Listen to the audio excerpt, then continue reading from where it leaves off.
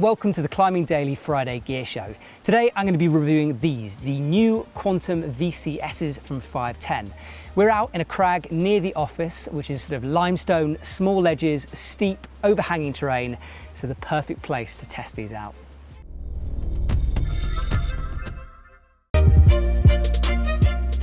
So I've had these shoes and I've been wearing them for a couple of months now because I was lucky enough to be given them a bit before the release date. So let's go through the basics.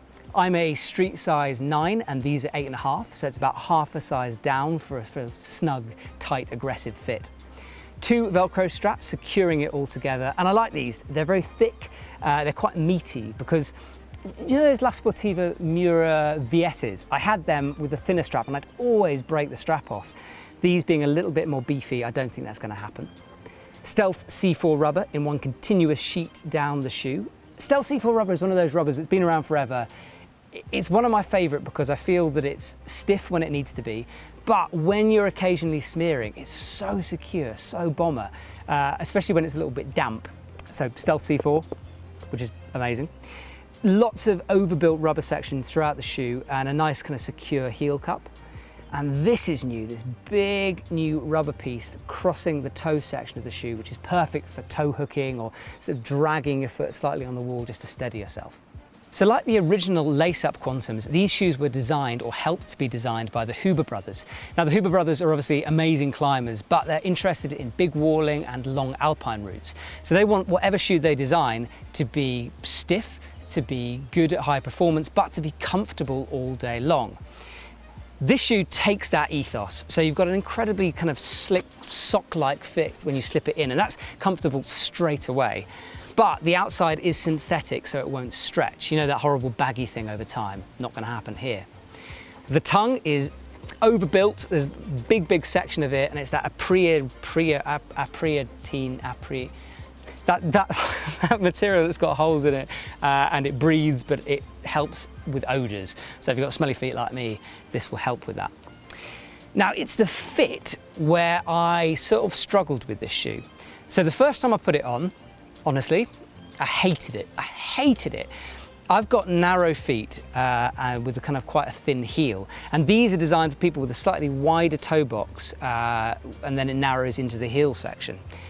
But here's the weird thing. I sort of persevered with it. I kept wearing them, I kept taking them with me because they were so comfortable. And gradually I've got used to that feel. Initially I thought that it was way too loose and I had to tug the Velcro in to secure my foot. But I think what I've discovered is that I tend to wear shoes that are actually too small for me.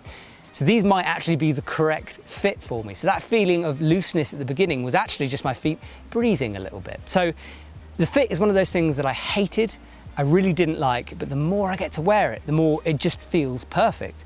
And going back to other shoes that are tighter and much more narrow feels quite uncomfortable now. So I don't know. I don't know whether I'll stick to a slightly wider shoe from now on or whether I'll return to my narrow ways.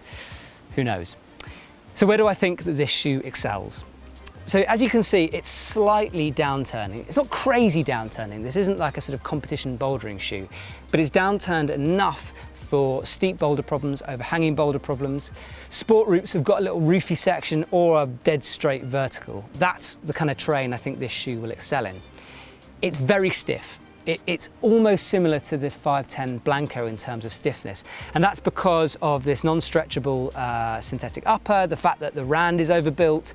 There's a very stiff midsole technology going on there, so like this bit's bendy, but this bit in the middle is very solid. So if you're climbing routes with lots of small limestone edges that you need to put down maximum power through the toes onto those small holds, you're going to love this shoe. You're probably not going to like it so much if you're just doing sort of upside down boulder problems where you need that soft, malleable feel to really bend your foot onto the rock. I don't think it's going to be great at sandstone, so not really a Font shoe or a British sandstone shoe or Czech Republic sandstone shoe.